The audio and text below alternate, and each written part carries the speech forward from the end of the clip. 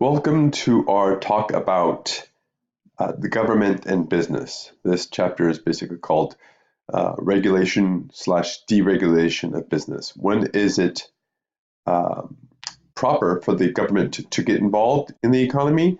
When is it proper for it to disengage? So that's basically what we're going to be discussing in this chapter. So if the government is to play a role, the question is the role of government as it stands now too large or too small? And if it is too large, how large should it be? In other words, if you want to reduce the role of the government in the economy, to what degree will you reduce it? And where would we be if there was no government involved at all? Keep in mind that of all of the economies in the world, every one has a free market component. But there isn't one purely free market system. In other words, every single economy today has an active government. And that goes to show you that the government plays a vital role. Now, that's not to say that the government can be an impediment to economic activity, and it actually can make things worse from an efficiency point of view and quality of life point of view. But that's only when the government does its job poorly. When it does its job correctly, it becomes a vital part of the free market system. Now, when the government gets involved, it's usually due to some sort of what we call market failure. Now, we could break up the market failure into four categories. One is lack of competition or market power. Remember, the two things that make the free market more efficient than other economic systems are the two C's, right? One C is competition, and the other C is communication. Anything that enhances competition between market participants increases productive efficiency. Anything that enhances communication between market participants enhances allocative efficiency. So if we have a breakdown in competition due to market power, we have a breakdown in productive efficiency. Then what we have is called externalities. Externalities is a breakdown in communication. And if we have a breakdown in communication, we have a breakdown or loss of allocative efficiency. An externality is a situation where there's information missing from the price signal. Remember, prices, that's a way for market participants, suppliers, and demanders. That's how they communicate, through price. From a supplier point of view, price is supposed to communicate costs associated with bringing that good to market. From a consumer point of view or demander point of view, it's supposed to convey value. So an externality means there is some value or there's some cost missing from the market price. Therefore, we have a breakdown in communication. Another externality is what we call public goods. A public good is a good that the free market system does not do a very good job in producing. A public good is a good that is what we call non-rival. What does that mean, non-rival? A non-rival good means once someone consumes the good, you can't stop somebody else from consuming it. A very good example would be a fireworks show. If you pay some good money to buy some fireworks. Now, since you're the only one who paid for it, you would want to be the only one who consumed it. But once you light the fireworks off and they go up in the air and they explode, you can't stop somebody else from consuming that good because they could see it too. So you could see how fireworks are non-rival. In other words, you can't stop somebody else from using it. As opposed to a rival good, or sometimes called private goods. These are goods that once you consume it, you stop other people from consuming it. For example, when you buy a hamburger at, let's say, McDonald's, when you consume that hamburger, you're preventing other people from consuming it. So that's a private good. The free market does not do a very good job in producing public goods because since all it takes is somebody to purchase a public good and others can consume it for free, there is an incentive for people to understate the value they have for public goods. In other words, they want other people to buy it so they can consume it for free. That's the problem there. The other one is a catch-all. It's called equality or equity. That's a fancy way of saying the free market system is not fair. Just because it's efficient doesn't mean it's fair. And so people could be unhappy with the free market system. Notice I put neither here. This is equality or equity is a breakdown neither in competition or communication. In other words, the free market system could work perfectly well from an efficiency point of view, but what if you don't like the efficient outcome? Well, if you don't like what the market is producing, that is considered to be a market failure. So there are 4 sources of market failure, 3 of which are what we call systemic problems. It's a problem with the system. This one is not a problem with the system. It's just that you don't like what the market is producing, which is an efficient outcome. So the issue of regulation deals with mainly market power and externalities. That's what we're going to be dealing with here. In this chapter, the deregulation chapter, we're going to be dealing with market power. In the next chapter, we're going to be dealing with externalities. So we've got basically 2 possible solutions to the problem of market failure from a government interaction. We call them antitrust and regulation. Now,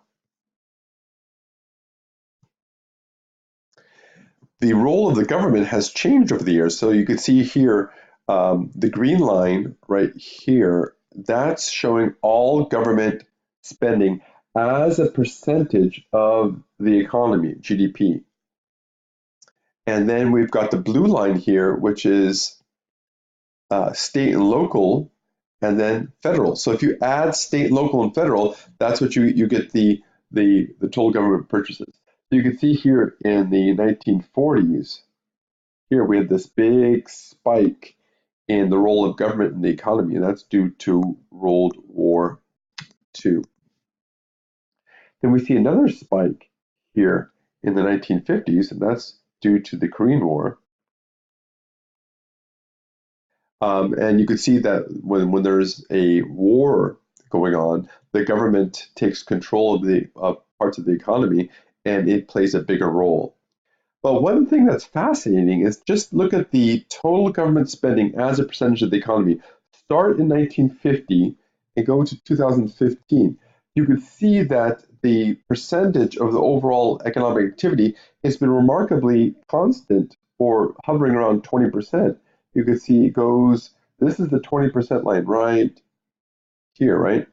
And you can see how it's not deviating much from it. And the fascinating thing is in 2015, it was roughly about 19% in terms of government purchases as a percentage of the economy. And that's roughly the same as 1950.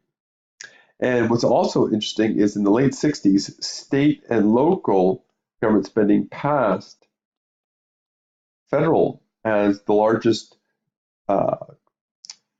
component of overall government spending. But you can see that other economies have played a bigger role. In France, the government plays over 50%. So here's 50% right here. So over 50% of all goods and services is produced by the government. And you see Italy, the EU, which is 28 countries, they're collectively around 50%. And you can see the United States, Ireland, Australia, South Korea, they have a relatively small government sector compared to the EU countries. So these ideal conditions, so in terms of the free market, when you look at perfect competition, those types of conditions in terms of perfect competition are rarely ever realized. So sometimes the free market is not doing what it's supposed to do. It could be lack of competition, it could be a lack of communication, and if the government is if the economy is producing suboptimal outcomes, what can you do to fix it? And so again, market failure is simply you don't like what the market is producing. Now, when we look at antitrust, antitrust or is the government getting involved, and it could alter the structure or the behavior of an industry. But please keep in mind, antitrust mainly deals with structure. So in other words, let's say you have, here's perfect competition, here's monopoly, and let's say your industry is right about here. There's very little competition. What the government can do is use antitrust to break up the industry, break up a monopoly, and make the industry have more competition. So in other words, you're moving the industry's market structure here. That's why we say it's affecting structure. So, and though antitrust can affect both behavior and structure, its main focus is structure. So antitrust is the government intervention to alter market structure to prevent the abuse of market power. Now, regulation, you're not altering the structure, you're just focusing on behavior. So in other words, okay, monopolist, you're misbehaving. So what I want you to do is I want you to behave like this or like that, and I'll watch you to ensure that you are doing the right thing. Now, there is one type of monopoly that's of special interest. It's called a natural monopoly. Now, a natural monopoly is one of the exceptions to the rule. The rule is that the more competition you have, the more productively efficient the industry is. And the reason is when a market structure moves towards monopoly, there's less incentive to be efficient because there isn't any competition to drive you to be more efficient. But there is one type of monopoly called a natural monopoly where having one large firm producing the entire industry output could lead to more efficient outcomes. And that could be desirable, but this is still a monopoly. And this monopoly, this natural monopolist has a unique looking ATC curve. It's downward sloping. In other words, when you look, a normal ATC curve looks like this. ATC price quantity. You could see when at low rates of output, as you increase output, your average costs start to fall. But once you go beyond a certain range of output, average costs start to go up. So declining average costs as output increases, that's called economies of scale. Increasing average costs as output increases, that's called diseconomies of scale. Well, a natural monopolist has economies of scale throughout the range of output. And here's a marginal cost curve, looks like this. So you can see how when marginal cost is below average cost is falling. When marginal cost is above average costs are increasing. So for a natural monopolist, we have an ATC that looks like this.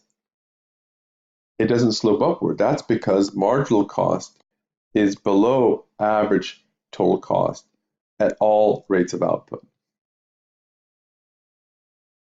We call this economies of scale. So we're going to be looking at how a unregulated and a regulated natural monopolist will behave in the marketplace in the next video.